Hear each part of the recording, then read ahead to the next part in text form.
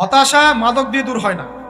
হতাশা দূর হবে, বলে দিব, তিনটা জিনিস, মাত্র তিনটা। কয়টা ভাই?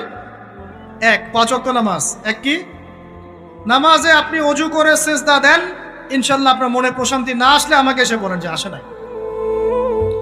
চোখের পানি, মনের আবেগ যা আছে আপনার ভিতরে, কষ্ট, দুঃখ, যন্ত্রণা, সব আল্লাহকে ঢেলে দিবেন ইনশাল্লাহ।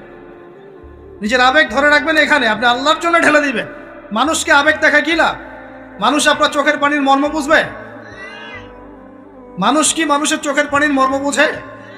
আপনার পিতা যদি মারা যায়, আমার কাছে এসে দোয়া চান কান্নাকাটি করে, আমি দোয়া করতে পারবো, কিন্তু আমি কিন্তু আপনার ফিলিংসটা বুঝতে পারবো না। আপনার অনুভূতি কে বুঝতে পারবেন?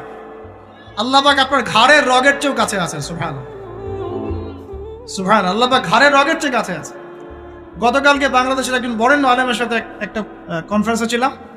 উনি বলছিলেন যে এক ব্যক্তি, এটা শোনেন, এক ব্যক্তি